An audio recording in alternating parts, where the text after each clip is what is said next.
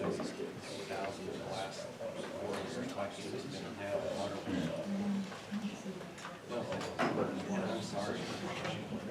got 5 o'clock, so I'm going to go ahead and call the meeting to order and begin our routine business. As always, the Open Meetings Act is posted on the northwest wall for your perusal. And Lisa, go ahead with the roll call. Dustin? Yes. Sean? Here. Brad? Yes. Vance? Here. All present and accounted for. Would y'all join me in the pledge of allegiance? I pledge allegiance to the flag of the United States of America and to the republic for which it stands, one nation, under God, indivisible, with liberty and justice for all. Thanks, everybody. Move on to the consent agenda. That's the minutes, claims, treasurer's report. As always, you can approve everything in the consent agenda with one motion, or you can consider the items separately. I'll make a motion to approve the consent agenda. Motion and a second. Any discussion? Go ahead and call the roll. Sean? Yes. Brad? Yes. Vance? Yes. Dustin? Yes. Motion carried unanimously. I'll move on to the mayor's appointments and report. As always, I don't have a lot to report. I like to kind of roll my report into the other meeting items, more or less. And no appointments this month. You may be getting behind on those, but we'll get caught up when we need to. No public hearings today. We are going to skip ahead to one item to adjust for somebody's schedule. We're going to move on down to the regular agenda and discuss the request by the Brown County Historical Society regarding museums. Right? And Carlene Burrows is here, and she has another commitment, so we'll let you go. Okay, thank you. What we're doing is someone has offered to buy the Coleman House lot, and so they want us to move the house off of there, and we have that Dixon lot up there along the highway. And so what our thought is to tear down the Dixon house, it's in pretty bad shape, and then move the Coleman house over onto the Dixon lot. And then there's a schoolhouse that we have south of Ainsworth there, we'd also like to move up and put on that lot. And I was just kind of wondering if there was anything we needed to do, or do you think that would be acceptable to do that? Yeah, the only issue would be perhaps zoning, but I think, I talked to Carol about that a little bit. Okay. Otherwise, setbacks and things would be verified, and I visited with Carol a little bit about that what those are, and if you decide to move forward with that, to just draw it out like on a building permit where you want to place those structures, and then you can make sure that they would comply. Okay, and then we just have to bring it back here to further approval then? Okay. So we just kind of wanted to make sure that if we accepted that we'd be able to do that. I mean, if we accept it, can we go ahead and accept that, or do we need to get the plans approved first, or? Is there a moving permit involved in moving the building? I mean, I imagine there's numerous. Which I don't, you're not moving it very far. And we're gonna hire someone to do the moving, so I would assume he would get the moving, or the, moving permits. And then I think we have to get a demolition permit to demolish that. Yeah. And someone said there was a grant that we might be able to get to help with the demolition of the building there, so. I think my recommendation, Carlene, would be to go ahead and draw that out as how you would like to place those structures if you were to move forward with that. Okay. And then I can look at that pretty quickly to know whether or not you're gonna have any setback issues. Okay. Or anything like that that you might have to consider. Okay. And right now, we don't pay for the water and sewer that's there. Can we also just move that up to that house if we would move the home house up there? And I could be wrong, because I didn't look at that before I came in here, but I think those services have been abandoned at the Dixon house. And I think they have been. I think we Yeah. would re-hook up to the sewer, so we'd have some water and we have a bathroom in the Coleman house, I don't think there's anything in the Dixon house, so No. we thought we'd rehook up to the sewer and the water. Okay, yeah, I guess I'd be up to the city council if you wanted to pursue that, but, I think you got time on that to decide that, and, because when they demolish the old house, that's probably gonna be your best time to find out where the water line is and the sewer line is, and so Okay. then we can figure out how to, the proper way to hook up to it and what it would take. Okay, okay, I think you're a few months away from that. but yeah, yeah, so, okay. That's all I had, so unless there's something else that you, Any other council members see any concerns? okay, As long as the permits are Yeah. whatever in order, then and really the only thing they're calling would be, zoning wise, if you have too much on a lot or something, it's not even then that it couldn't be done, it just takes a little bit longer, you might have to go to the Board of Adjustment and visit Okay. with them, it's just kind of a timing thing. okay. You probably don't know the square footage of the one you're tearing down versus the one you're moving. I know the one we're moving, but I don't know Okay. of the one at the Dixon house. You want, it's 42 feet 6 inches and 28 feet 6 inches, Okay. the Coleman house is. But I don't know what the Dixon house is. I mean, just looking at them, I think they're pretty close, but I don't know that I can judge that very much. That's fine, I just thought you had it Okay. handy. Okay. The Dixon house is this block one down here. Okay. And Carol thought that you guys would keep the garage back there at the Dixon house, maybe, no? No, I don't think it, no, because it's starting to fall in. Yeah. There's, I think, a buggy or something inside there that we'd have to get out, but, With the little gas station to the east, though, we plan on keeping that. yeah, yeah. And what we wanted to do is the Coleman house here, then the gas station and the schoolhouse on it, so that they're all facing the highway. Okay. It's kind of what our plan was, but, That looks nice. okay. Thank you. Thank you. Yep.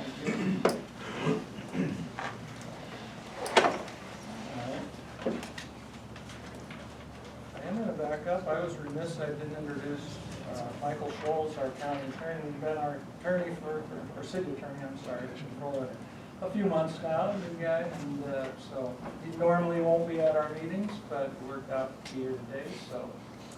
Already been doing a lot of work for us, and so, welcome, Michael. Thank you. Old Ainsworth resident, but That's right. now lives over in Athens. All right, we'll try to get back in order here. Now we'll move on to old business and consider authorization for the mayor to sign a lease extension documents with American Tower, one of our ongoing projects. Multiple months now. Thanks to Michael, I think we finally got it hammered out. And, so what's before you should be the representation of all of those months of back and forth and the final. Yeah, nothing would have changed from the time you guys last approved this. It's just they need something at a meeting that would authorize the mayor to sign the actual lease extension documents that were sent on behalf of the city, which is easier than trying to get everyone from the council to sign it. I'll make a motion to have Mayor Clammer sign lease extension documents with American Tower. Second. Motion and a second. Any other discussion? Go ahead and call the roll. Brad, Yes. Vance, Aye. Dustin, yes. Sean. Yes. God, it's gone. It's gone. Motion carried unanimously. All right, next on the agenda, another ongoing project. We're going to discuss and consider the law enforcement agreement with Brown County. And I got a few things to say to introduce the topic. I guess first of all, I'm going to recommend that you guys not take any action today. That's your prerogative, but that's my recommendation. At the last county commissioner meeting, the sheriff and county attorney presented information on the negotiations between the city and the sheriff's department over the past couple of months. Unfortunately, some of the information provided was not only completely one-sided, it was also inaccurate. Two comments in particular were that the city had made a final take it or leave it offer to the county, and that the city would discontinue monthly payments. I believe it was after April 1st, if I remember right.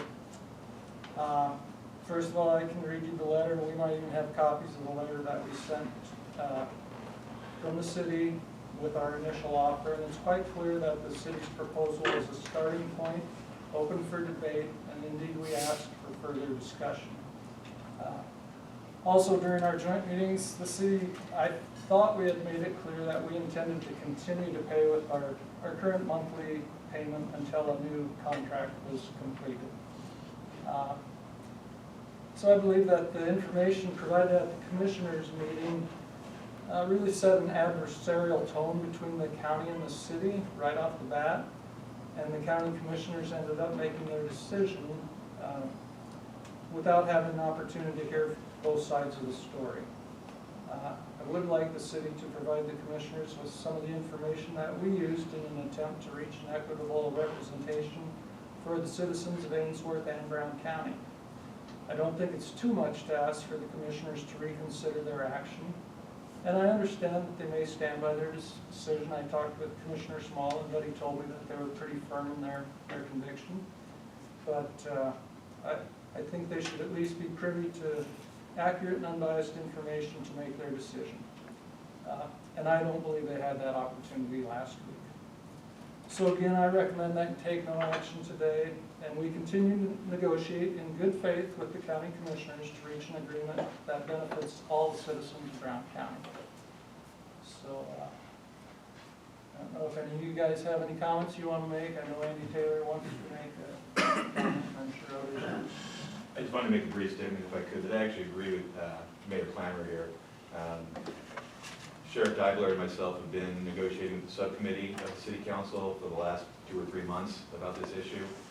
We've met numerous times about it. I feel like both sides have been negotiating in good faith at those meetings, and I would not characterize it as something where they said, you know, take it or leave it or drop dead or anything like that. I do believe negotiations can continue, and I would welcome any additional information that the city has to present to the commissioners.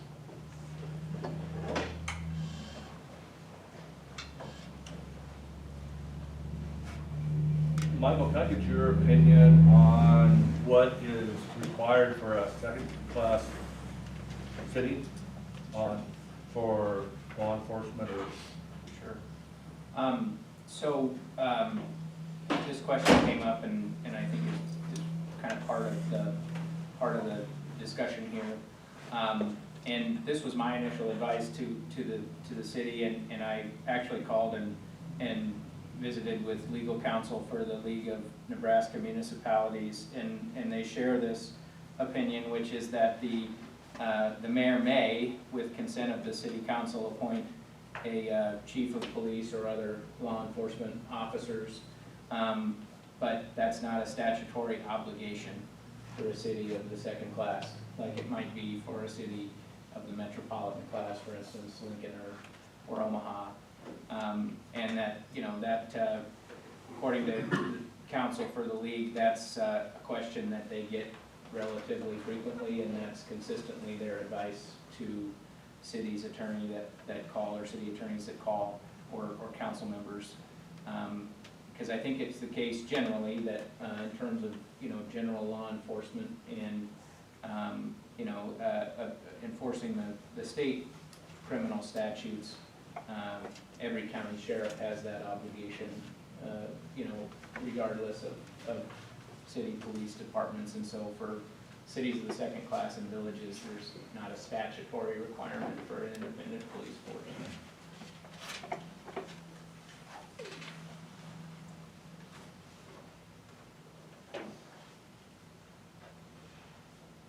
You know, moving forward, I do hope that between the city and the county, we can come to some type of agreement, because I have no doubt, like I've stated before, that Brent and his department will do a terrific job for us.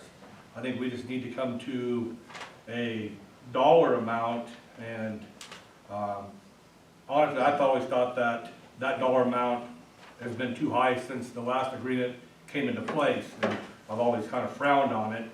And I still think we can get together and come to an agreement, I really do.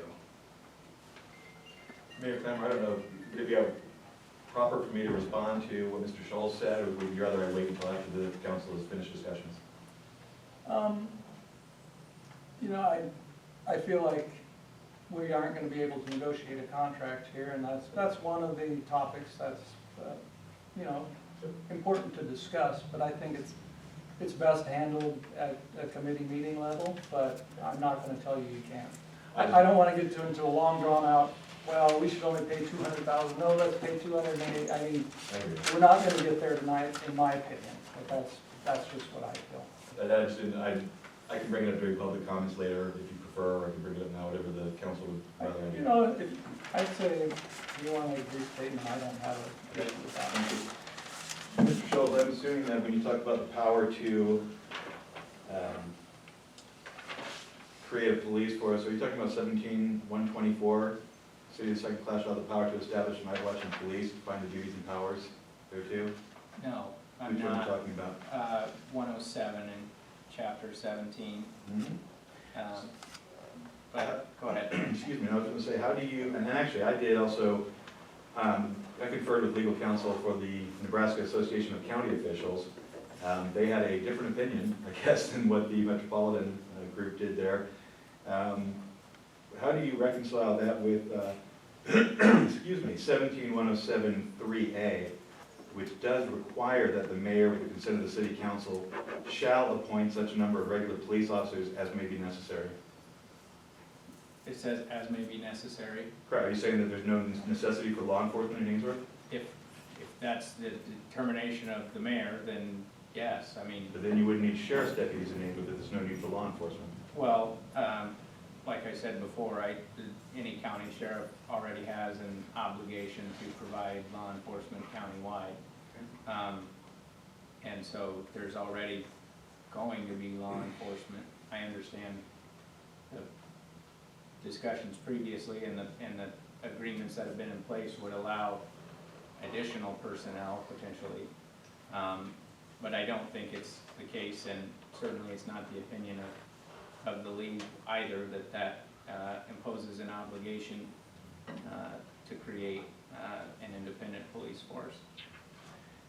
I would respectfully disagree. I mean, it seems to me then that why would any city ever create a police department? If they could simply say, the sheriff's gonna come in and take care of all the law enforcement responsibilities, and we can save $500,000 or $1 million not creating our own police department, it doesn't make sense really that anyone would create a police department. They just dump it all on the sheriff and make them do it.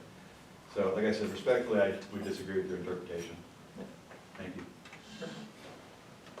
Okay, thanks, Andy. And like I said, we're not gonna have this isn't a court of law, and I might add to that though, I mean, the reason being, and we've discussed it, is okay, if we're gonna contribute extra, you know, what are we getting above and beyond what might be that base level of expectation as a county resident? Because all of our residents inside the city are within the county. And we've discussed it, and I'm sure we'll continue to discuss it. Like I said, we're not gonna figure it out tonight, but to me, it's not necessarily a discussion of has it been a good job, is it a bad job? We're discussing a contract. Right. We are paying X amount of dollars. What is that consideration on the back end? It's a contract negotiation. That's the reason we have a contract. It's been discussed that in the past. It's been extra priority to Ainsworth because there was a contract, but that's never been in writing. So some of those items that we've been in discussion with, I would like to see, you know, for those dollars, what are we getting?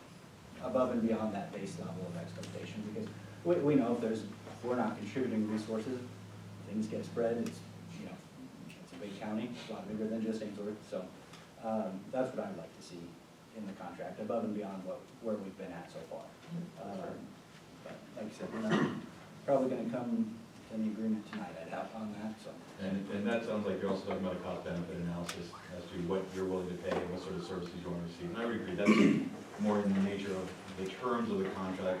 I think the base issue is, are you required to have law enforcement on your own or into a contract? Or can you just say, we're not gonna do either and force the sheriff to do it? And that's an issue that Mr. Schultz and I can discuss with you negotiated at the time. So I'm a accountant. As a property owner of Brown County or City of Ainsworth, the third highest taxes on my tax deal is to the county. Now, when I asked what that was for, I was told that that's for your fire, rescue, police, all that stuff. So, with all this meeting discussion, I don't know legalities, I'm not a lawyer. But my problem is that why can't we come together and save everybody money? Now, I'm told that we put money into the county and they haven't used all the budget or all the money. Now, I've had a nice long conversation with Mr. Deibler, and to say the least, the sheriff's department has been neglected as far as equipment and everything that they need to update their stuff. The issue that I have is that we put money into the county or the sheriff's department. They don't use their full budget, or haven't for the last couple of years, according to the report I have. So the county just absorbs the city's money and does what with it? I would think that would be like morally and legally wrong to just sit there and take the money and then not use it. Like, you would think that the county would then refund us some money, say, hey, we didn't use all your money, we should have, but we didn't. But with that being said, like, I don't want to run Mr. Deibler over with the bus. He hasn't even been in office 6 months. Right. I had a conversation with him, he showed me everything needed to be improved, and it needs to be improved. Like, it's been neglected. Sure. So I feel that as far as this year's concerned, we should approve the contract, let him do his job. I think he's a man of his word. He straight up told me he would try to suffice everything that we asked for, get the police force up to date, and at the end of the day, if it come down to it, after all the improvements, save the taxpayers money. By, hey, if I don't use all your budget, which probably not gonna happen for a year or so due to the fact that it's been so neglected. Why can't we work out a deal like that? Well, that's actually why we had proposed a one-year contract. That was our offer to the city council, was that we would enter into a one-year contract and that we would not raise the amount of money that the city was paying that was agreed to back in June of 2021. So basically, the city agreed in June of 2021 that they would pay July 1st of 2019 it started, but in July 1st of 2021, the city agreed they would pay approximately $275,000 for that year. That contract ended June 30th of 2022, and since then the city has continued to make monthly payments. They've kept up their obligation there. They're not obligation, they paid it anyways. But now for almost a year, they've been paying the same amount that they were from June of 2021. So our proposal was not to raise that amount. I think we talked about raising it to $276,000, a little bit over $1,000 more than what it was over the past 2 years, for 1 year, specifically so that we could see what sort of improvements we needed to make. Sheriff Deibler could see, what percentage of the calls, what sort of responses he had to have within the city of Ainsworth, and make a determination based on his own evidence as to how his funds and his resources should be allotted. Right, and I'm all about just like, Yeah. I pay taxes into the county, Right. to the tune of, I can't even imagine how much the property owners of Ainsworth pay into the county, okay? They're not fixing my streets, they're not whatever. So, like, I'm just trying to save some taxpayers some money. Like, I don't know why we can't come together as a council and commissioners and say, okay, hey, we didn't use all your budget this year.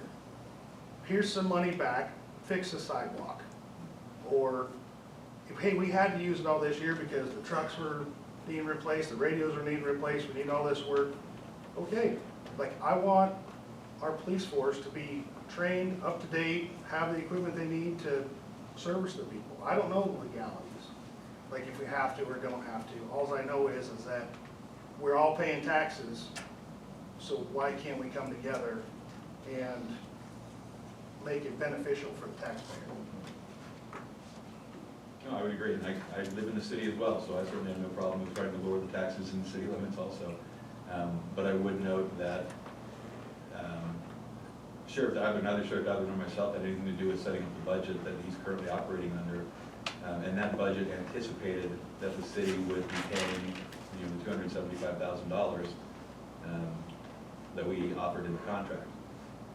And that offer was rejected, I believe, by the subcommittee, and they made a counter offer of $175,000. Based on the budget that the former Sheriff Papstein set up, there's no way Sheriff Deibler can even operate in a full squad, losing $100,000 out of the budget that Sheriff Papstein prepared. So that's again why we proposed a one-year agreement, try to see what we can resolve, what we can work out between the city council and the commissioners over that 1 year, and then renegotiate and see what we can do going down the road. I'm not sure I understand that statement, Andy, because the county's budget runs July 1 to June 30.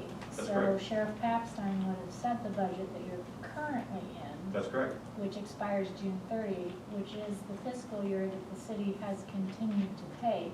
So the only way we would shortchange Brent out of that obligation would be if the council denies payment for April, May, and June. Well, and the point being, I guess, that Brent has been trying to operate with only 3 deputies, because 2 of the deputies left. But You may be we're aware. paying the same amount as if he had 6. I understand, but without him knowing if he's gonna have the funds in July and August and September, it would not be responsible for him to hire on new deputies and tell them 60 days, 90 days later, you're fired. I don't disagree, I'm just saying the Okay, statement that you that's made previously, I feel is incorrect.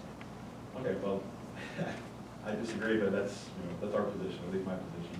And I think Brent can speak to the fact that his officers are, he's shorthanded right now, and there's an awful lot that he needs to replace there at the sheriff's office. We have an officer going to graduate at camp the 21st. He'll be here full-time. And I do have a part-time deputy working for us now. And we're taking all calls of service to get up to the sheriff and 5 deputies. I have no intentions of doing that if the money's not there to have the contract, because that's how the past it's been set up to do and to move forward. I can't do more with less money. It's simply isn't feasible. I don't know how else to word it to you. So. I'm on the same page as Dustin. I think that he should have an equal opportunity, at least until, the end of the next contract. I think he should have the equal opportunity of what the last administration had. I think we need to see if he's gonna stand by everything he says he's going to do, and if he does, then great, but we have to put a little bit of faith that we elected him. I mean, I think that he should have the same obligation, or the same entitlement as the last administration, and see what we can do with it. And I personally, from a contractor's point of view, I went and looked at some of the repairs alone that needed done on that building. It's a lot. There's been a lot of things neglected, and I think that we're gonna have to spend money to get ourselves out of the hole to save money down the road, because some of this stuff has to be fixed, has to be replaced. And I personally have absolutely no interest in considering getting our own police force. I think that's just absolutely, in my opinion, wrong. If we agree to go to the 276, there definitely has to be, I would never vote for 276 with the current contract that is written between the city and the county right now. There's no way I'd vote for that. It definitely have to be set back down, and we'd have to go through it, because it's vague. There's some stuff that needs to be changed in that I agree with contract. that maybe, So there's no way I would vote for that tonight at all. I'd definitely vote no. I don't disagree that the contract might need to be modified, a little more specific and everything else. I don't disagree with any of that. I just think that the amount he's asking for what needs to be done in this town, I don't think it's out of line. Well, and to that point, I don't think we went into it looking at, hey, we're gonna cut the resources. Really, to me, what the discussion should be is, again, what's the ratio of that? And if we're paying extra above and beyond where we are county residents, really, it should be a discussion with us and the commissioners and look at, okay, look at some of that data additionally. And part of that is just being in the county. Part of it is things, we have rules that the sheriff's department is enforcing. That obviously adds above and beyond what we can expect as county residents. To me, that's where the discussion is. It's not, do we need to cut the sheriff's budget by $100,000? It's what's the ratio of who's paying what, if that makes sense. I think he's gonna do a good job as well, but that's why we have a contract, because, he's the sheriff now, there could be a different sheriff down the road, he could resign, that's what contracts are for. Because you don't always know who's gonna be in there, that's why we have an agreement. His current contract we have right now, just like what Dustin was saying, if there's no unused money, there's nothing in the contract says we get it back. So there's no way we could, I can consciously agree to a contract tonight. So that, I mean, I that's think what I'm a saying, great like, idea too, is putting something in there. they were, what was you saying, like short $100,000 Well, from their budget? just an example. Or for however, the if they were math. short on their budget, to me, I don't know if it's, you can legally do it or how that all works, probably not, I don't, whatever, I don't know that stuff, but like, you're seriously gonna sit there and say, I'm gonna take this money from the city, we're not gonna use it, but then we're just gonna absorb it into the county and use it wherever. And with all due respect, I've never said that, Sheriff Dagwo's never done that. Right, like, I'm just saying that, and I'm not accusing anybody of money, I'm just saying that if the money's not used, I don't see why that's a problem, returning it back. I've talked to Mr. Geibler about it, he looked me right in the eyes and told me that, hey, once I get my police force up to date, and that's so the case, then I would have no problem entertaining that offer. I think that's certainly something that we could talk about, and probably agree on. I mean, like, I don't know if it, I personally, I think contracts are just too much every day. You can't take a man at his word. That's why we have an annual contract, and we can review it next year. I would hope that the commissioners and the sheriff would be like, hey, we didn't use all your money this year. Save that for a rainy day. Dustin, that's something that we discussed in the committee meetings, and Brent and Andy both said, well, yeah, that makes sense, that's a good point from the city, but my concern is that that sort of information was never relayed on to the commissioners, and so when they made their decision, they weren't privy to all the things from the committee discussions. And Joel, I would agree with you that I think it would be a good idea to have a joint city council commissioners meeting, I'm sorry, whoever was it that brought that up, I think it'd be a great idea. I know that we have a commissioners meeting next week, I don't know if that day would work, or if parties are interested in trying to set something up later than that, but I would do my best to be there, certainly I think it would be helpful. Yeah, I would, depending on what the council does, I think that we would proceed with working out ways to negotiate and do it as quickly as we can, but also taking the time to do it right. Sure. And as I said, I think all parties have been negotiating in good faith, so I think we all want the same thing here. We all want to make sure that the citizens of Brown County and Ainsworth are protected, and that our law enforcement personnel are properly equipped and funded. Correct. It's just a matter now of figuring out how to get there. Right. I mean, that's how I feel. I feel that he needs to get his stuff up to date. I'll take the mayor's recommendation and table this agreement until we can sit down further and discuss it with the city council, the sheriff, and the county commissioners. Second. Motion and a second, any other discussion? Call roll. Vance, Aye. Dustin, Yes. Sean, Yes. Brad. Yes. Motion carried unanimously. Thanks, everybody, for your comments. I apologize if anybody else in the audience was here to make comments. I should have raised your hand. Buddy? I do have a question. Do you all plan to meet with the commissioners, the sheriff, and the county attorney at our next meeting next Tuesday? Is that the intent? I don't think that we made that decision at this point. Can you make that decision? The county clerk is in the audience, and she could get it done from the county's end if you'd like to meet that soon. I don't believe we could actually sit down, again, in a meeting and make up a contract.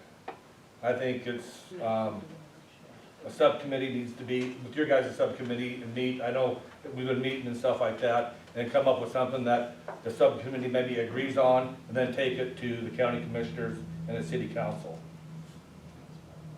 And I'd be willing to, since I'm on it, and if Sean wants to take my place on the subcommittee, I mean, I'd be more happy to, relink it over to you, but it don't matter, but I think we need to, that subcommittee needs to meet and go over some of the issues that we have concerns about. You guys have concerns about, and I think add stuff needs to be added to that contract before, we move forward. So we can't, you know, why, we can't go to the meetings, what you're saying. I don't think we'll be ready by then. I don't think we can meet our notice requirement, because you meet on Tuesday, right? Next week. So we literally have to post it today yet to meet the 7-day. Yeah, the quorum business always gets in the way of things, but I think we can negotiate through committees, exchange information, and I think we can get there that way. And then at some point, we may want to all meet together. I think I'm 100% for, I think sometimes, nothing against subcommittees, but I think sometimes that the other two, like we weren't on the subcommittee, we were kind of uneducated. And I think with something that's this big of a decision, I would like it to have all of us, if we could. If we can't, we can't, but I just think it makes it so that you get, everything is straight from one to the other, and nothing is left out.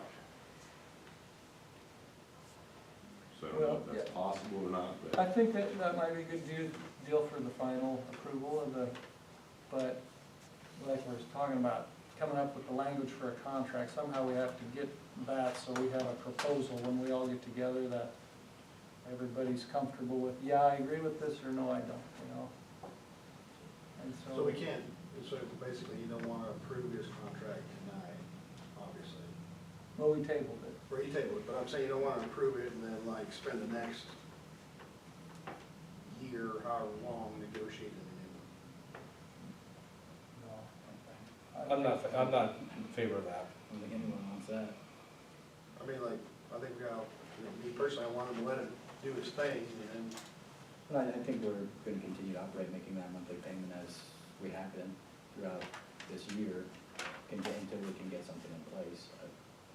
We just approved the April thing here today, and he needs the budget number, help me out here, you need a number to, I'm not gonna move forward With and hire- hire full staff here, not knowing if I'm gonna have a contract, that's not gonna happen. That's not fair to new employees, or the county's money spent possibly sending them to camp or what have you. I'm dead in the water till that's done, because personally, I wanna see his numbers to 6, I wanna see what he can do, so he can operate, because this is gonna happen again next year, I'm assuming, you know, this all over the contract, this is gonna happen again next year. Yeah, but if we do a good job, next year will be, could be relatively straightforward. Right, but if, you know, he has his officers, he has his equipment, he has it updated, and he's done basically everything we've asked to do, it's a little easier to negotiate. I mean, it's easier for me to make a decision, hey, he's doing what he said he would do, or he's not, and we need to look at a different option.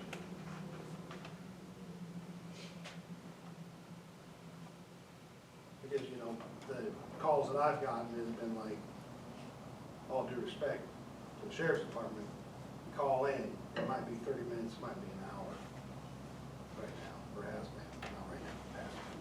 There's been some complaints to me like, hey, if we're gonna do this, let's be quick, let's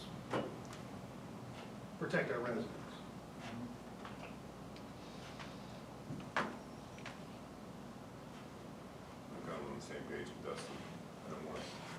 I'd like it to be a speedy process for him so that we can get started and improve all the things that have been slacked on the last few years.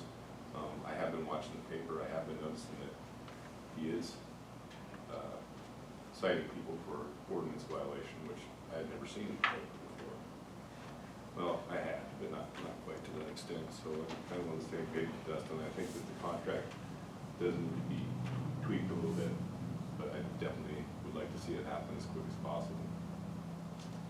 I'm not a committee, I know we tabled it, I think everybody wants to I would make it as agree. quickly as possible. quite frankly, we're at the point where it needs to be happening quick, because you're preparing your budget for really what's the most likely scenario, if we can call a spade, is we're probably gonna have something in place for the new county budget cycle, really, is probably how it would work. I would assume this will take long enough, we'll keep making, we made our April payment, or approved it tonight.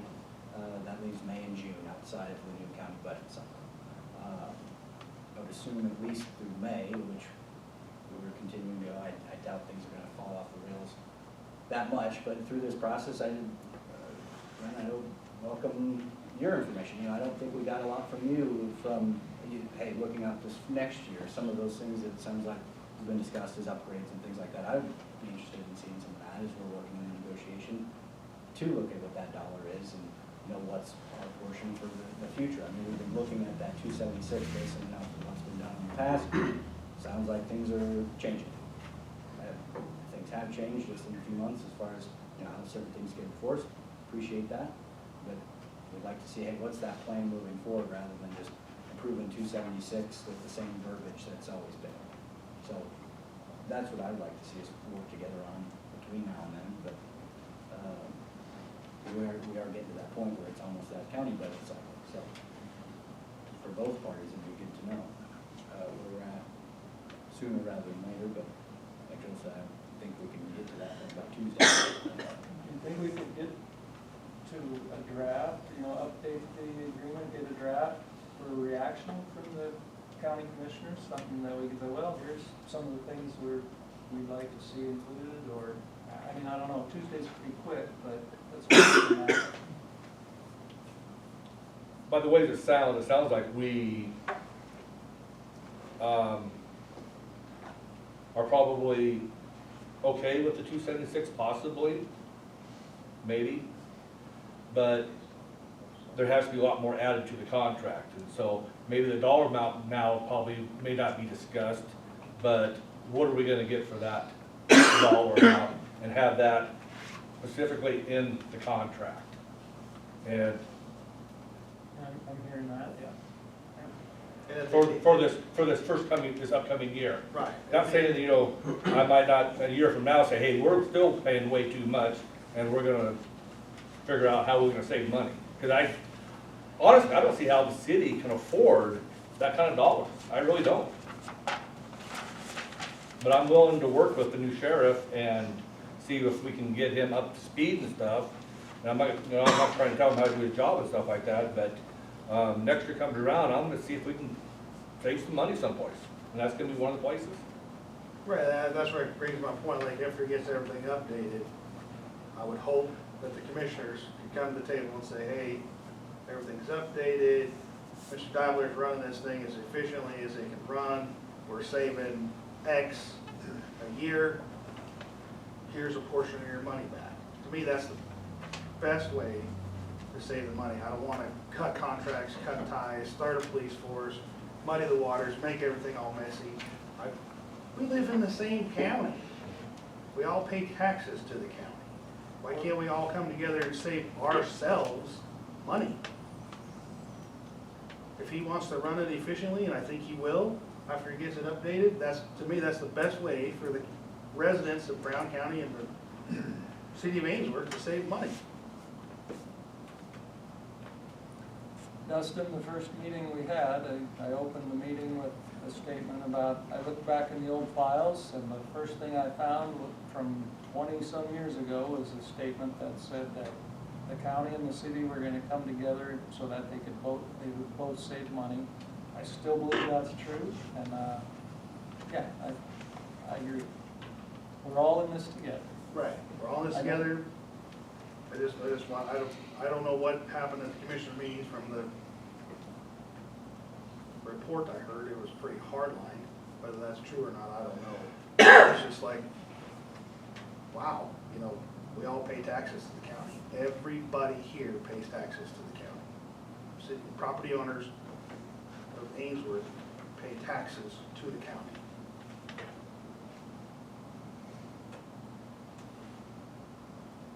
So I would hope that we can all, commissioners, everybody come together, make it run. And I think we will. And I think that's what we're gonna do. All right. We'll table that. Revisit it next month or sooner if we can. I don't see any reason to dally. We'll continue quickly as we can on that. So let's move on to the next item, which is open and consider bids on farm lease located in the southwest quarter, section 19, township 30, north range 21, line north of the irrigation district. All west of the 6th prime meridian in Brown County, consisting of 34 acres more or less. We have 2 leases of bids.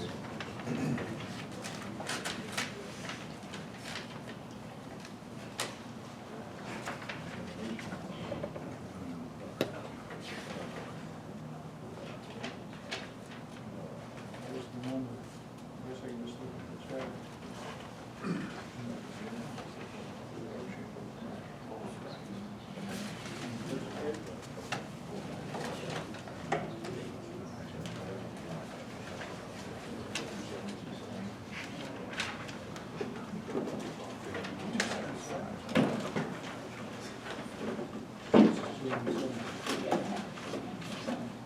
Oh,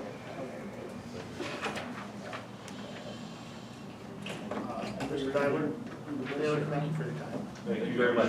Thanks for coming, guys, appreciate it. Thank you. Appreciate it.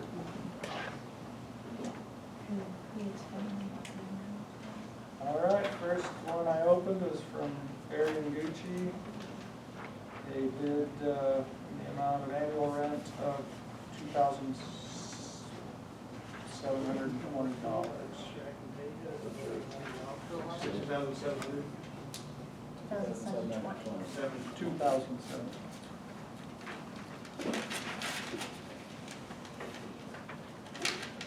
Second one.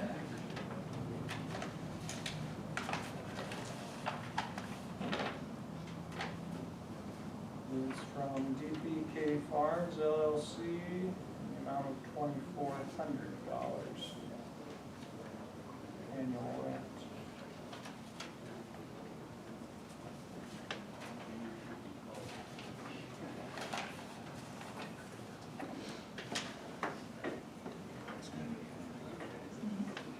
So, at least we got some competition, 2 proposals, one in the amount of $2,400 a year, one in the amount of $2,720 a year. For 1 year, what's that? It's a 3-year agreement, 3 year? and that would be the annual payment. They also are responsible for the payment on the water rights, they reimburse the city, so. there's no cost. They also allow us to dump our sludge on there too, right? Is that, or am I wrong? Yeah, so the total property is like 68 acres, and we Okay. keep 34, we lease out 34.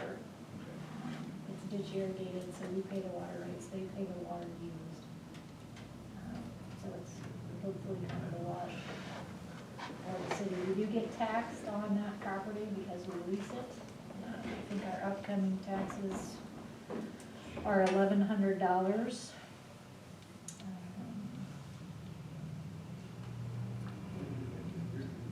don't remember off the top of my head. If they have to reimburse us. It says that the tenant will pay the taxes on the property. So basically, lease plus the taxes.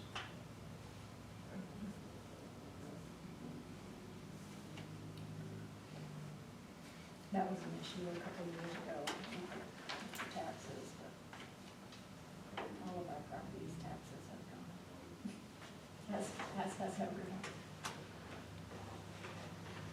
So you said that was in there, that the tenant reimburses the city for that property tax cost in addition to the annual.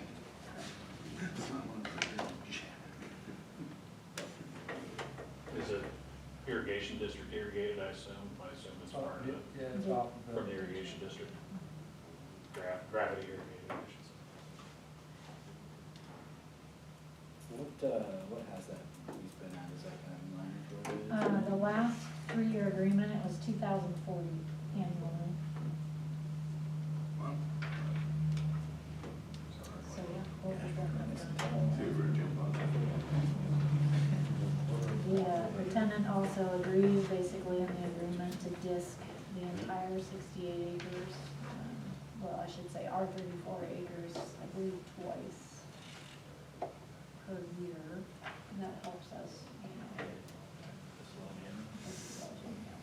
So they usually do that, I think in the spring and fall. Steve kind of keeps an eye on that out of the plant.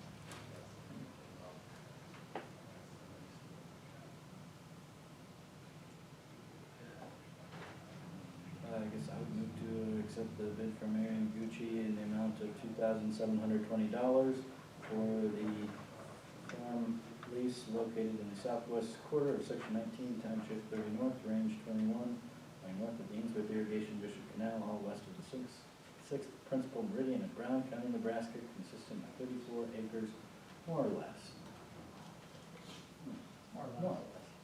More or less. Second. Got a motion and a second to accept the high bid. Any other discussion? Go ahead and call the roll. Dustin? Yes. Sean? Yes. Brad? Yes. Lance? Yes. Motion carries unanimously. We're land barons, the city is, I should say. Moving on to the next item, we will discuss and consider the ambulance barn project and ownership of the ambulance barn property. I don't think Ann's here, there might be somebody else here to represent the ambulance barn. Lisa and I did meet with Andy Taylor and Ann Fiala and Goodwill. Scott? Scott Goodlow. Is there anybody else there? Travis was there. And Bruce Mitchell. The other day, and had a good discussion about how we might make things a little simpler in terms of moving forward with the ambulance barn. But there's people here from the ambulance, did they want to have anything they wanted to relay? No? Ann's gone, she had an emergency, she had an emergency fire that she wanted to report to, but I think the committee that was kind of here discussed it, knows probably everything that needs to probably happen on that. Speak for her a little bit. Sure. So the background on this basically is that currently the city owns the property that the barn sits on, the property and the building. There is a agreement from like 1983, I think, or somewhere in there. Back there. That basically said that the city would maintain pay the utilities and the insurance on the building, and the county would maintain it, provide maintenance for it. So that has been a long-standing thing with the building, and with the new proposal, there was a lot of questions about that, who was gonna own it, who was, how that was gonna continue to work moving forward. And I think following the meeting the other day, I think, for what portion of it that the city's involved with, there's some bonding and things, on the new building that have to do with the county.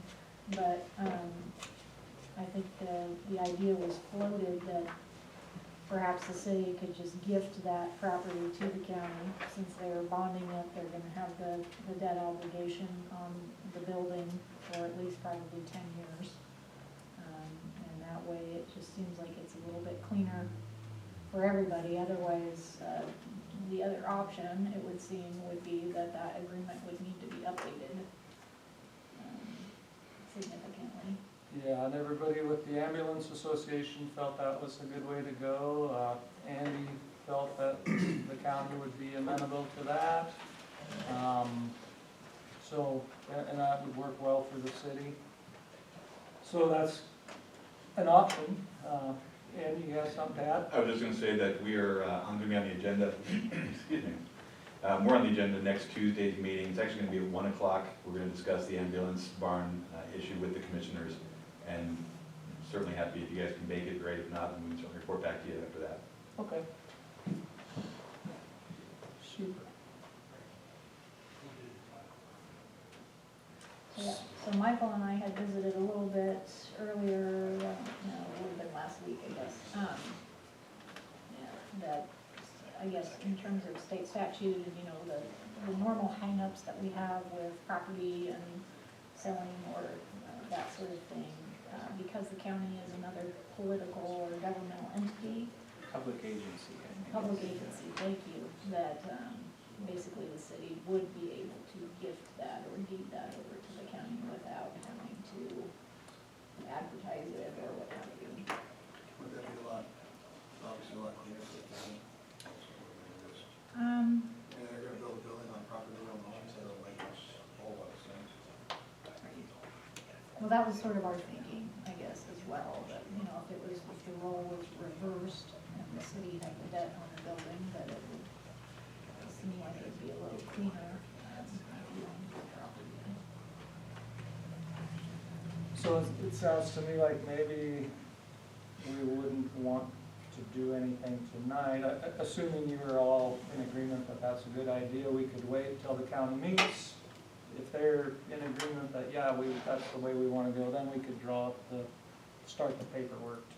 Yeah, I think it's a resolution, right, Michael, that the city council would adopt to transfer the real estate. Yeah, I think that is sufficient. Anybody see any concerns about that? I think it makes sense for whoever making the payments on the building to have the building. The only question you might look at, Brad, or all you guys, is if there are potential grant dollars that would be available if it's city-owned as opposed to county-owned. And I don't know, I have no idea if there are or not, but in the future, if there's anything grant-wise, that it's better for it to be a city building and a county building on those applications. I don't know the answer to that question. It might just, that's the only thing I could think of that where there would be any difference is if there's something in the way those grant applications work that they only award to city as opposed to county, as opposed to county, who's eligible to apply. That might, and that's an easy phone call to either Kristen or somebody to just see if there, and I don't know if there's any effect or not, but that might be just one question to get answered. And on this particular project, the funding's already there. Right, no, I get that, I just mean on anything in the future, I'm not talking, not on the new barn itself. This would just be for anything going forward, if that makes a difference on anything, I don't know that it would. Yeah, there are a couple of different issues that still need to be addressed as well. There's also the issue that the bond and the bid specs call for the new ambulance barn to be attached to the fire hall, the one that's there already, and for them to share a wall. And the city owns that building, so we'd also have to go through just, like I said, there's a bunch of things we have to figure out, because we have to figure out who's gonna insure the building or that wall, or how that's gonna work out, but those are all details. Yeah, Brad mentioned that earlier today, but he said, well, there's a lot of buildings that have common walls on Main Street, so there's gotta be a way to do it. Absolutely, we just gotta figure it out. But those are things we'll bring up as well at the commissioners meeting, so I think it makes sense to make sure that, we had our meeting with the ambulance board and the city council. When we had that last week, it was already after the commissioners meeting last week, so the commissioners have not had a meeting since we met. This will be their first chance to actually voice how they want to proceed on that. So yeah, if everybody thinks that's a good idea, I guess we'll wait and move forward when appropriate. We don't have to take any action, do we? I'm not sure. Anybody want to? All right, next item is to discuss concerns with the water department. Have a request to be on the agenda from Annette Hesser. Don't see that. Thanks, everyone. Thanks, guys. Thanks again. I guess Annette is not here, so we will move on. Unless anybody else wants to make comments about the water department for Annette. Next item, to discuss vacant property register. Bill Jeffers asked to be on the agenda, and I don't think Bill is here. So, continuing on, we'll discuss and consider a well permit application for 43-137 South Fullerton Street from the Ainsworth Lions Club. I think Greg's probably got the information on that. Yeah, that's just an application to the city to build a well for the community fishing pond. Initially, when we got an agreement on a site, it might have been back in 2021, we had not been able to secure a waiver from a property owner to the south that had an irrigation system. So initially, when it came to you guys for approval of the site, it was over on the southeast corner of the park, would be south of the solar array, and we would have had to trench pipe to the side of the pond. That property to the south changed ownership. The new owners, when contacted, were very gracious, and within a matter of a couple of hours, we had a letter that they did not object to us putting the well closer to the pond at the initial site we looked at. It's about 350 feet from the irrigation well. You have to have a waiver if it's less than 600 feet. So got a well waiver application heading into the Department of Natural Resources of the state, who will determine, make a determination on that application.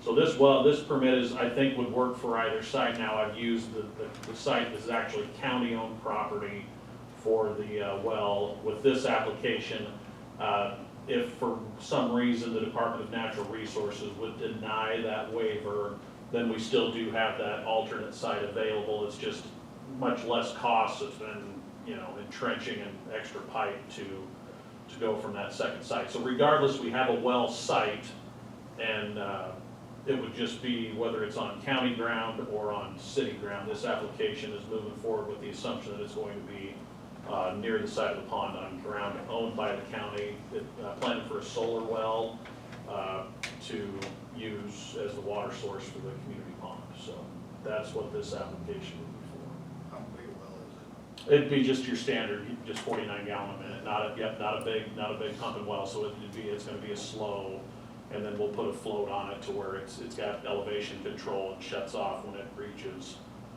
the level that basically is determined to be full elevation of the pond. So it'll be a long process to initially fill it. It's going to run constantly fall, winter to just start filling that. So, and site work has started. County's been out there and done some work. They got a lot of topsoil and clay material that the roads department's going to use. They and Frontier Diesel are going to finish out the excavation. There'll be a berm created around the exterior of the pond site to basically hide the sand that'll be excavated, and then we'll put some topsoil back on top of that to get vegetation to grow, and then plans would be for a walking path around it and down to the water's edge.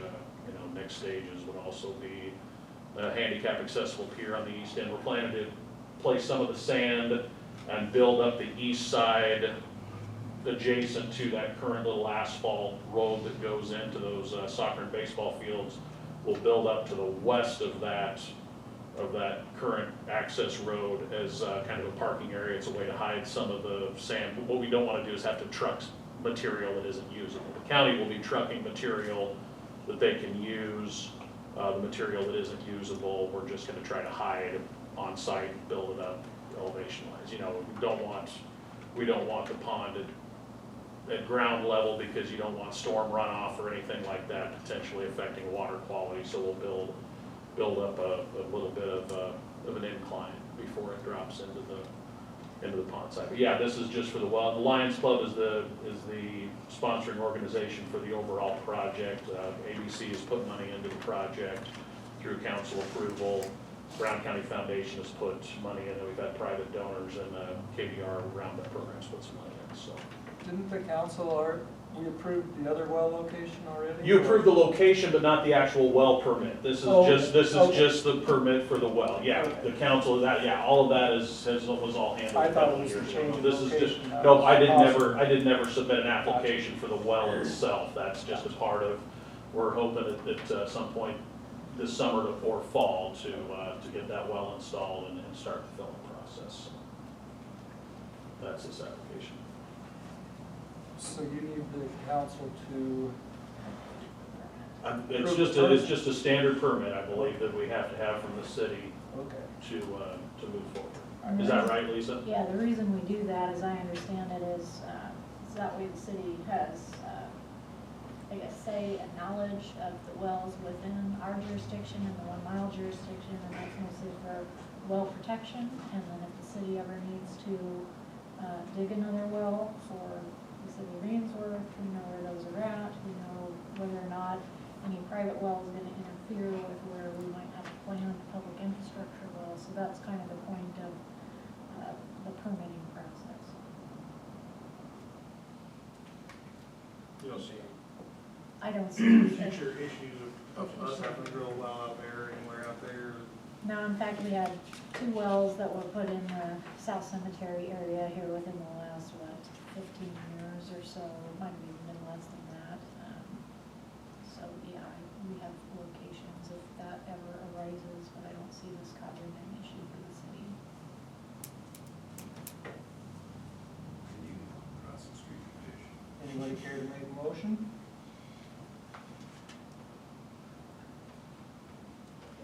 To approve the well permit for 4137 South Fullerton Street for the Eagle Lions Club. I'll second. Motion and a second, any other discussion? Go ahead and call the roll. Sean, Yes. Brad, Yes. Vance, Aye. Destin, Yes. Motion carried unanimously. Next on the agenda is discuss and consider estimates for the replacement of the swimming pool boiler. There's several estimates in the packet. sure. Look those over, if you got anything you want to add? Yeah, just a little background, I guess, here.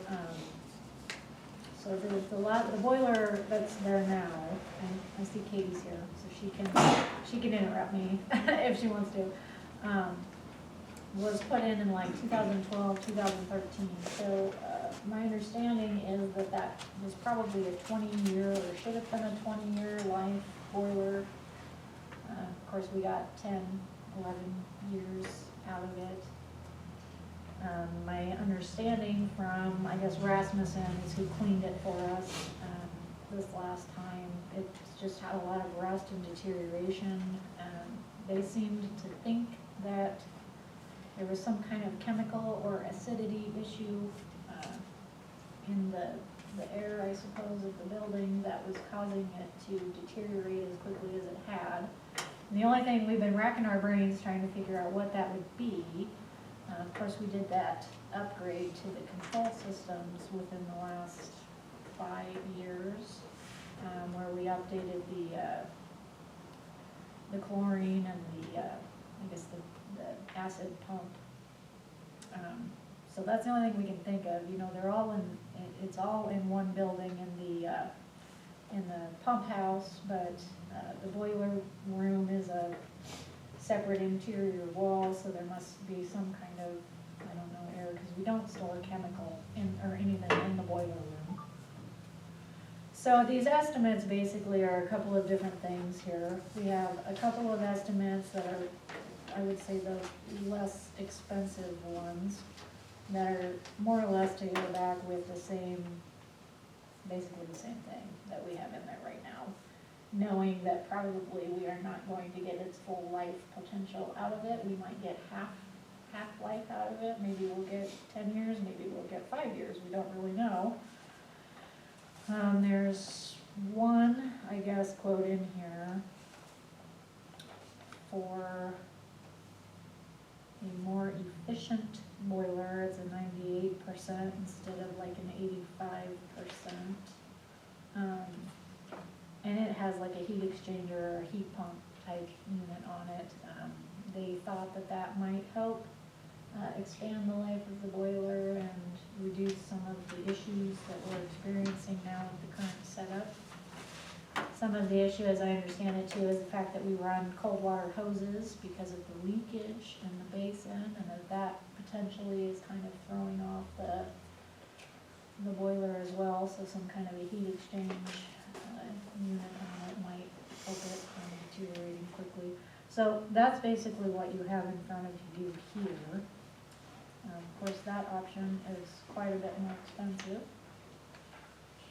So I guess that's for the council to decide which option you prefer, and then I suppose it would be helpful to know then which contractor you would like to hire. Or the other option, I suppose, is to not have a boiler this year and have very cold water, Watch little fellas shiver. which I'm sure A lot of those kids would. might reduce our attendance at the pool this year. I've never heated one with there. Man, you'd think they'd come up with some kind of solar heaters for water that would, The sun. I don't know. Obviously, this is the way they do it, but. Be tough for kids, we never had a heated swimming pool. Never either. No, Wiz in there all the time. Maybe their new one is, but the old one I used was unheated. And I suppose the other thing that I should just make everybody aware of, the contingency budget in the pool, we have $50,000 in that. So obviously, the one estimate here, I think is 65.5. We will be over budget. I don't think that's gonna cause an issue to where we have to like amend the budget or anything, but just so you're aware that. So the other two contractors only bid 85%, so I'm assuming, were they given the 95% option? Brad Miller was, who had kind of worked with these, to get these estimates. I know in the case of a couple of these, it was talked about what to do to, what each one of them thought was the best way to move forward in terms of the deterioration issues. So some of them had thought a different way of venting the building might help. So instead of bidding like the heat pump, they have in here some ideas to do some venting of the building. So it was more or less the problem was presented and then the estimates were given. I would think an exhaust fan would be a pretty cheap alternative as far as trying to, if it's an airborne issue, you install an exhaust fan into one of the walls that might Right. alleviate it, at least alleviate some of it, if that is indeed the issue. It's one Well, of the those. exhaust fan will alleviate the issue, it'd save us $35,000. Yeah. And you know, we've done some improvements, some pretty high dollar improvements. I think it's been several years ago when we did the filter replacement, we talked about maybe doing heat pump on the boiler. But our engineer at that time had, you know, quoted, well, pretty similar, I guess, more or less to what Rasmussen quoted. We didn't think at that time we wanted to spend that kind of money with the idea that we're gonna build a new pool. It seems like, you know, you just keep throwing all this money, but, you know, that's what you have to do when you have an old facility, you've gotta maintain it, but. Also, when they approved this last boiler, the discussion was, oh, this could be utilized when you do a new pool, so sorry, you missed, that didn't happen. That was the discussion when this last boiler went in, it was, yeah, it can be converted to work with a new swimming pool, so. Well, and probably a new pool, I mean, you guys will be talking about this here before too long when we do the budget workshops again, but, you know, with the special levy on the care center, I'm not really sure we have much authority at this point in time for the next 5 years probably to do much in the arena of a new pool. I see it's on your agenda, if that 90 is approved, what's in that fund? I It's over should- 400,000, should have looked, I it's think. close, it's over 5, Yeah. actually, Yeah. yeah. Be cheaper just to install diving boards at the new fishing pond. Well, you know. That one won't be heated, but. I think a pool is a necessity, you know, for the city, and so I think it's a good idea to try to keep maintaining it until we are in a position to do something. That's my personal belief as a parent, I guess, and a resident of the community, but, I guess it's up to you guys, what you wanna do here. When we started getting the estimates and saw the dollars and, figured maybe there needed to be a discussion about what. I do like to see that, you know, we did have 2 local bids, which is really nice to see. I think if we did go with one of the 2 local bids, my thought would be they're here, if it needs to be worked on or something, they installed it, they know what's going on. They close by to work on it.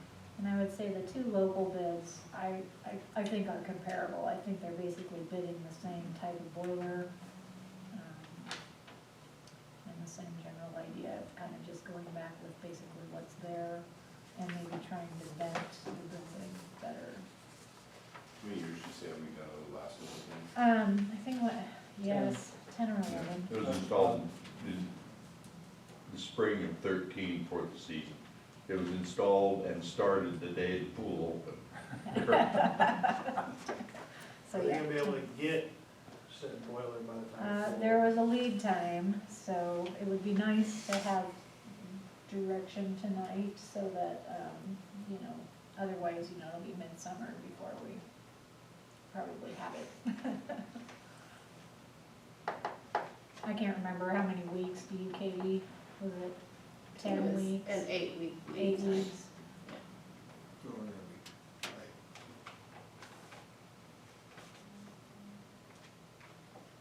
And we usually open like the first week of June or try to, depending on weather. Memorial weekend, we can, if it's warm enough. Would they be in a position if it was ordered, say like this week? Would you have them remove the old boiler in preparation of when the new one shows up, it would be just that much quicker? Or leave the old one until the new one shows up because of the lead time? Right, I suppose that's we haven't had that conversation that I know of with them, but we can certainly, The old boiler's still. Katie, if the weather was, It's not even working, the old boiler's not even working. no, I don't think it will even fire, will it, Katie, the old boiler? Right, yeah, no, it won't. And we had Rasmussen's come to clean it, because that's usually who we have come clean it, and they were the ones that told us that it's dead. So there's no use even leaving it there, so No it could hard- be removed, yeah. Yeah. When you were talking about the Rasmussen bid, you said it should and it may, there was not a definite, this sucker will last another, it will last 20 years, or it may last longer, that type of thing.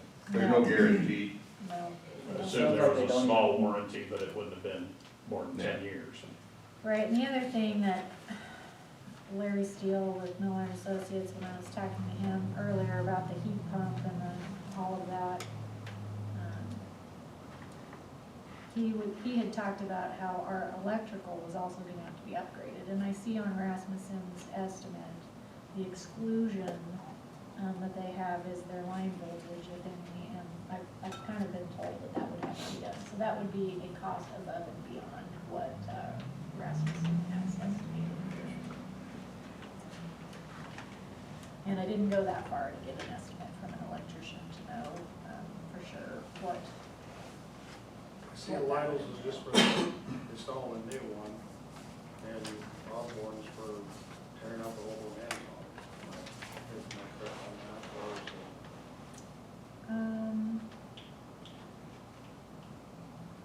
Did you talk to Lidle's?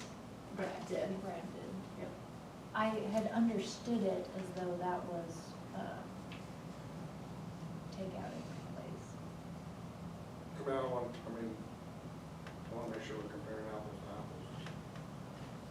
Yeah. Like I said, that's how I had understood it. I know it doesn't say that in here. You could make a motion to include, if this estimate includes the repair, if you wanted to go with that one. Yeah. Kind of put the condition on it. And the other thing to keep into consideration when you look at it too, he had included sales tax at $1,400 and change, and the city's exempt from sales tax, so. The only time we pay sales tax is on water delivery, so like on water infrastructure, we pay sales tax on that, but that's really the only thing that we pay sales tax on.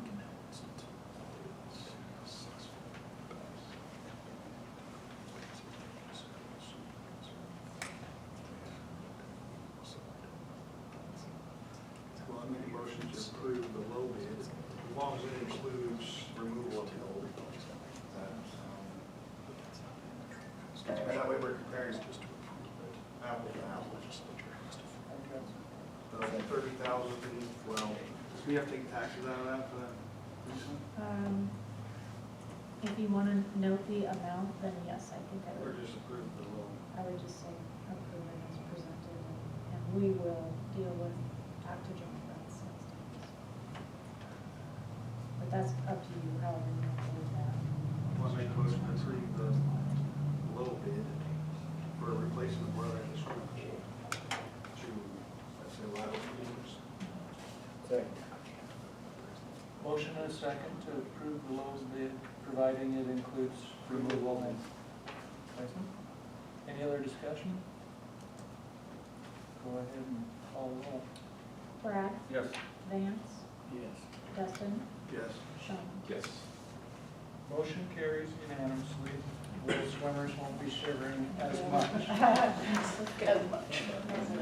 It'll still be cold. All right, next on the agenda is to discuss and consider the Ainsworth Betterment Committee recommendations. They've approved funds for $90,000 for the new pool fund. Minus 28,000 for the boiler. And $7,100 for Welcome to Ainsworth light pole banners. So I probably can do those one at a time. Yeah, I think so. Okay, let's start with the pool fund. So the pool fund, the ABC met last Wednesday, and they kind of amongst them as a committee, they have, I think since 2012, they have been designating $30,000 a year out of their fund to go into like a new pool fund. So basically, we put that into a CD and just let it sit there and accrue interest. Hopefully, we'll have a good nest egg and a match for when we ever do that project. So they, with COVID and just I think an overall lack of requests, they really have not met in almost 2 years. So they, the last time they approved a transfer of money was in 2020. So this $90,000 was for 2021, 2022, and 2023 years. Was their intention. And I should have looked before the meeting to know for certain, but I'm pretty sure it's a little over $500,000 right now that we have in CD from basically the ABC. It's in the CD. A couple of different CDs, yeah.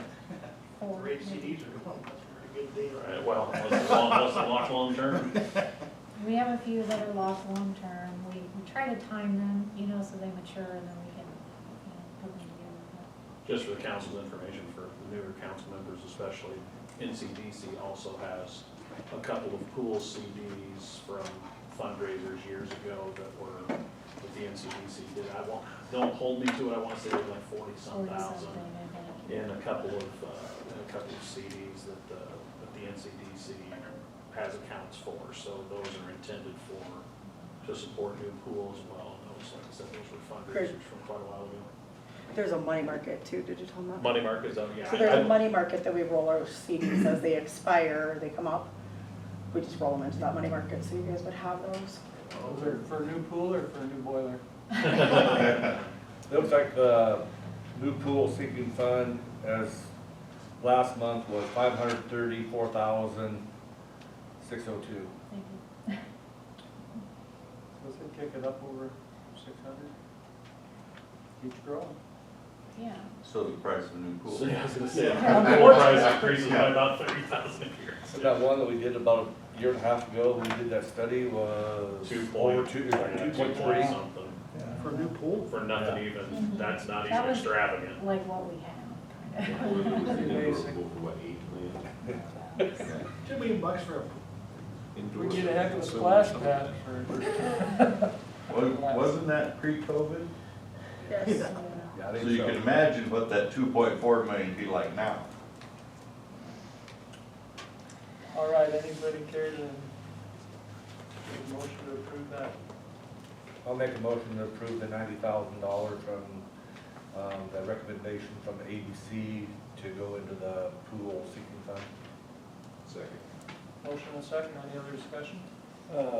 Here's my only question, as far as their funding, I mean, they're good to where if other requests come in, it's not like we're throwing everything they've got into a pool fund right now, are we?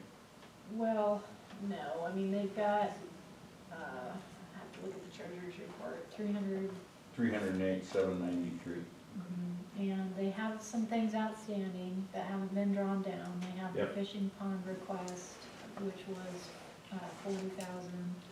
There's some demo money that they gave the NCDC that hasn't been drawn down. I think it's sitting at around 54,000. No, that's not right. The total amount earmarked was like 98,000. So, by the time you add this 90,000 in there, you know, they're. What hasn't been drawn down for the demo, about 10 to 15, what do we have left? It's probably a little more than More than that, that? because I've got a couple on for tomorrow, or one for tomorrow. I just went with another one today, so. So yeah, there's 3 projects outstanding that ABC has funded that haven't been completely drawn down, and I think that total was around $98,000 when they met last week, so. They're within their amount, definitely, and they accrue anywhere between 5 and 7, I would say on average, thousand a month from sales tax. Are they 2/10 of the 1%? Is that what goes to ABC, 2/10 of the 1% sales tax? Yeah, I it's wanna the say it's- smallest amount, there's, the same portion goes to ABC that goes to general debt reduction. Debt reduction, Yeah, it's, what is it? I wanna say it's like 2/10 of the cent. 20% of 20% of the 1 cent, 1%. yeah. Okay, we got, Sorry to do this, I'm on the fire department in Atkinson, and we got 2 fires burning and Don't call me. an ambulance that needs to go to Lincoln, so. Yeah. okay, we got a motion, a second, does that answer your question? Yeah, I just wanna make sure we weren't throwing everything right away, you know. Yeah. If something were to come in, we've got these funds sitting there for, well, I think there were old funds in the account when I worked. That's getting longer every day, so, probably old when Greg was a kid. So, I mean, it's a good cause, and hopefully we can get something done on it, but if there's more, didn't wanna, you know. Should be some dollars there to match with that, some type of a grant. Someday, yeah. Hopefully. Right, that answers your question. Okay, any other? Go ahead, call the roll. Brad? Vance? Aye. Justin? Yes. Sean? Yes. Motion approved unanimously. Okay, next one is the $7,100 for the Kingsworth Light Pole Grant. So, of course, we had ordered last fall around Thanksgiving time, the Christmas banners that went up on the Highway 20 poles. We ordered 56, of course, we only put up 23 because the north poles weren't up yet. So this is kind of like phase 2, I guess, of the light pole project for Highway 20. We asked the ABC if they might be willing to share this portion of those banners. So we worked with the same company that we got the Christmas banners through, because we thought they did a good job when we got them. They were nicely done and good to work with. And it turned out to be a pretty hard project, actually, trying to come up with something that everybody liked, that kind of represented our community, or what we thought represented our community. At the end of the day, the ABC discussed it, reviewed it. They are recommending approval of the $7,100 for the 56 banners. They didn't really include in any of their recommendations formally what combination of banners or anything. I don't know what the city council would like to do there. The only recommendation they made, of course, the 2 that some have kicked out already, basically they were recommending to take out the top 3 and then just use the bottom 3 and rotate them. But, of course, they, like I said, they didn't include that in their formal recommendation. One question, do you think the Nebraska is necessary? Most of those I see don't say, I mean, it's got the community, but it doesn't, I mean, hopefully people know what state they're in when they're driving through.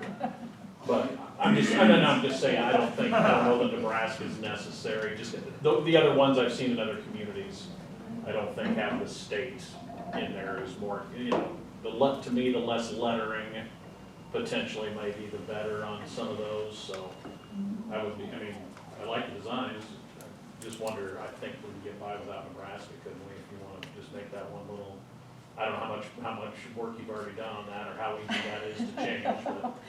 I'm guessing he might work with us on that one. We kind of got threatened by Rich at Main Street that if we kept changing it and asking for other, he was gonna start charging us $200 an hour. This is like, what, attempt number 7? I don't even know, yeah.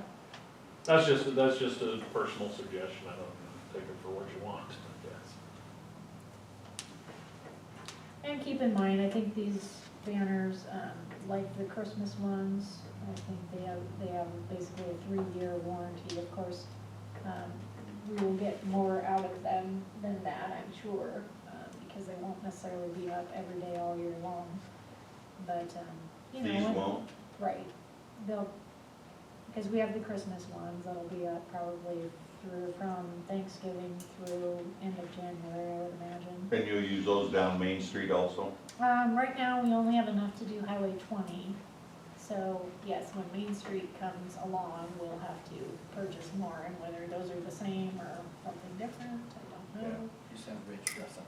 We've talked about maybe even doing like a patriotic banner for the summertime and things like that, so. Flag Day, 4th of July. Yeah, so I mean, there's a lot of versatility here. I guess what I'm trying to say is if you don't, like, if we get them, we don't love them, it's, you know, we'll have opportunity within, you know, however many years to switch them out, or they're not gonna be up necessarily year round. I've seen some communities that have, you sponsor, you know, a veteran in the past, you know, during Veterans Day, they have pictures of their veterans up there and stuff like that, that some communities do, and they leave it up all the way, you know, through that month and stuff like that. On the So booster, once again, the more you have, the more you have your yeah. employees. How taking all ballpark off. how long do you think it's gonna take to change them out for the city crew when they do them? When they did the Christmas ones, I don't feel like it took them all that long. I mean, Just the obviously, one it's side, but- more of a deal than hanging up the American flags, but, I think it didn't really take them all that long.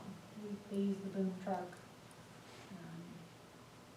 It's kind of one of them things that you just gotta get a system worked out, I think, and then, it's not so bad, but. Do you have to cone the highway as you're doing that? We or did you- not.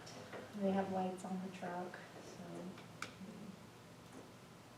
It doesn't take them too long to do a pole. At least the last time they did it, it didn't take them that long. The colder it is outside, the faster they go. Right? So, yeah, so just keep that in mind, that there's some versatility. I know the Booster Club had indicated that they might like to throw their hat in the ring as well for some banners, maybe. I figured depending on what you guys decide here tonight, then I'll go back to Jared and see if that's something they still want to do. So, yeah, there's some versatility in how we do that and what we put up there. Do you talk about how durable they are as far as like just leaving them up? Or they're not gonna be like flags left up that just get tattered immediately? Shouldn't be, they're custom fitted, just structurally tight, so when the wind whips, it shouldn't stretch them out, it shouldn't batter them around. I mean, obviously they'll probably stretch some, but. Cause I assume with these, you're thinking more, these will be the ones that are up a majority of the time until you switch them out for different special occasions. So when you say the boosters, are they gonna maybe throw some bulldog ones in here and cheapen up the quantities? I think, you know, you kind of go, these were bulldog stuff, a couple of them. I guess that's up to you guys. My initial thought was it probably wouldn't cheapen up the quantity. We would just, whatever they wanted to do. I know originally when I talked to Jared, they didn't want to do a lot. They only wanted to do, I think he said they had maybe $1,200 or something like that. They wanted to put and then $124 a banner. You know, that's not that many banners. So that way, Put them out. we just kind of put them in probably on the highway close to the school. by the football. Or field. mix them every fourth or fifth one or something to stretch it out, but to be determined, I guess, depending on what they wanna do. But yeah, we'll work with them if that's what they wanna do, to see how we can work that in.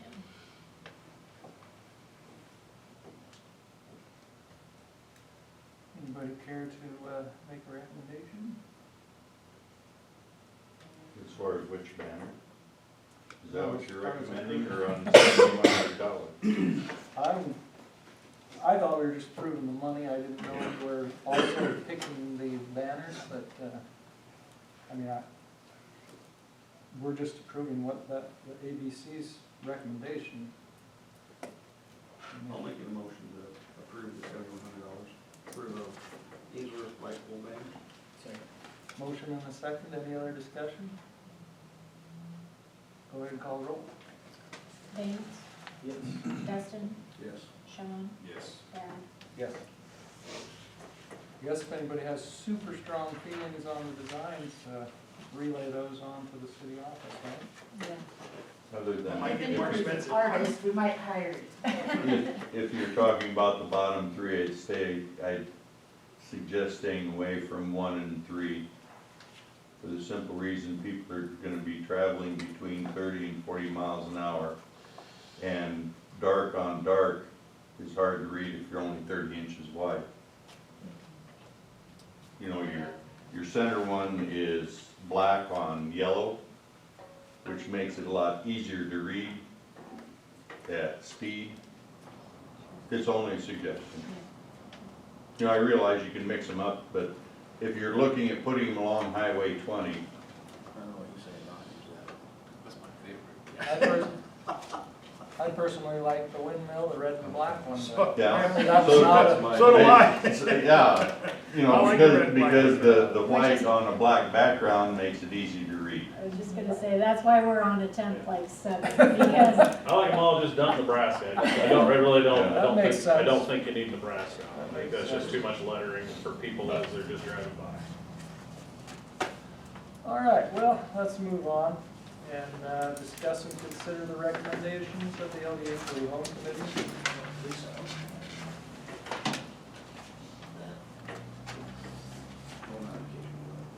no, I don't bring those, they're not part of the meeting packet. First one is to approve a facade application number 23-04 in the amount of $10,000. So this is again, a downtown business, and they are looking to repaint and put new doors, new windows into their building. And the committee met last week and felt that fit the definition. I think their estimate was well over 50% match, it was well over $20,000, so they met the 50% match requirement. I'll make a motion to approve application 23-04 in the amount of $10,000. Second. Motion and a second, any other discussion? Go ahead and call the roll. Dustin, Yes. Sean, Yes. Brad, Yes. Vance. Yes. Motion carried unanimously. I guess I had in my head we were gonna have two, but that was withdrawn, correct? Yeah. So, we are to the highlight of the evening, the city administrator, clerk, treasurer. That's something I would like to bring up, that's possible. Sure. Is there anything we can do about getting the highway striped? Like, we need to talk to the state, because people that are out of town think it's a 4-lane. I pumped the pantry. Oh. They said it was really bad. And it's real goofy coming in from the west side of town. Yeah, and it's really, you know, they come in from the west side of town, and people that about hit me when I was turning to go down Main Street, coming from the west. I think she was confused, she was from out of town. She just drove right down the middle, and I just braced for impact, and then she was like mad at me because I was turning. But to her defense, there's no stripes. I wonder when they're planning to paint. I mean, you think they'd want to put some temporary, or? They had some temporary down, but it didn't last very long. That's what I'm saying. By the time they left last year, it was striped, but Yeah. it left quick. Is there anything we can do as a city to push the issue, or talk, you know? think I can talk to Carl and Mark and see. Find out what the plans are and And I'm express not, some you know, I'm not concern. the only one that's, expressed some concern, that's why I'm bringing it up, I guess. I don't know if I should- Yeah, we can certainly broach that topic with them. See what the plan is. Just let them know that we've seen problems, and, I don't know that we have any authority to go out and try. We can sure let them know, yeah. Hey, kids do community service? So, Probably got some kids that put black stripes down the center. Yeah, there you go. Yeah, That's all I have, sorry. okay, no, you're fine. So, yeah, I, had wrote some on the law enforcement agreement, though I think we've already talked about that, so.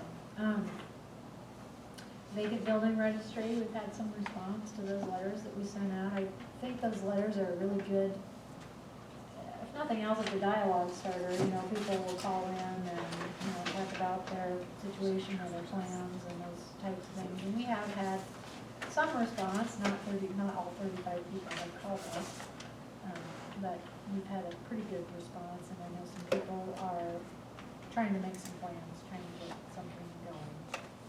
So that's positive. Five rural planning is continuing to work on our blight study. I think they're hoping to have it done by May so that they can come and present that to you guys next month. Of course, we know from last month that we did not get any bids on the North Main Street project, so we kind of went back to the drawing board and have rebid that project. So the new bid opening will be April 26th, and hoping that we can make awards at the May meeting. We were kind of constricted with our funding in terms of the original timeline, and that's, I think, why we didn't get good bids. So we went back and had conversations with DED, and they have agreed to work with us and give us extensions on our funding and things so that we can get bids. And when I was in Kearney on Friday, I met with Olson's, and they seem to believe that we're gonna have a couple of bids this time, so I think that's good. So still be able to do it this summer? is the Yes. plan. Yep, so hopefully, I guess we'll know on the 26th for certain, but it's looking better. The land development grant that we applied for, we did not get, which was super disappointing. But I think we knew that, it was gonna be very competitive, that there was a lot of hands in the pot, so. I don't think you guys have heard on the workforce housing yet, but Dick actually just emailed me, and he's actually just going through threshold requirements tonight, so they haven't even fully reviewed applications yet. so, hopefully We're you in guys May. will get something, and then we'll still have something. So, yeah, that was kind of a bummer. It looked like the list of cities that were awarded, to me, it looked like cities that I know of that already kind of have something going, some housing development going. They have a developer that we work with, like David City, or not David City, Central City. Central City. They've been doing a lot over the last few years, and St. Paul has expanded their housing tremendously over the last few years, and they were awarded. So I'm thinking it was just, maybe they kind of went with what was already established. I think they had 3 times the amount of requests of what they had available to award, is what I was told. Yeah, and it was a one and done. It was a COVID money, so it's not like we can apply again on this deal, but anyway, it is what it is. The city was invited to participate in the career fair next Monday, so I think we're gonna do that, take advantage of that, and maybe kind of advertise what it is to work for the city. So, some high school students that maybe don't want to go to school kind of are aware of what it would be to work for us, so. I'm gonna be there for the reason to tell kids this is what you go to college.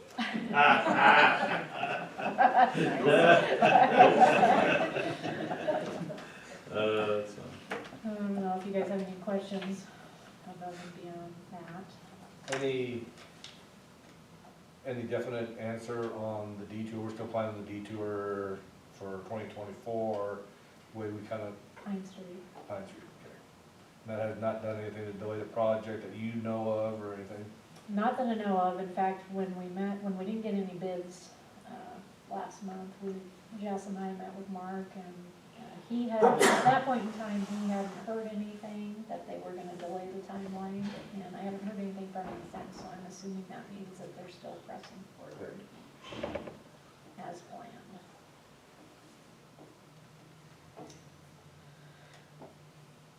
Well, if there's no other questions for Lisa, you know, for as big a crowd as we started out with tonight, we kind of wore them down, they're all gone. We lost half the media and our attorney. But we're gonna go ahead and adjourn our meeting at 6:45. Thanks, everybody. Thank you. Good work tonight. Not bad, I thought you'd take longer than that. I Couple no think that was good. Trimmed it down a little bit. I think that was good, good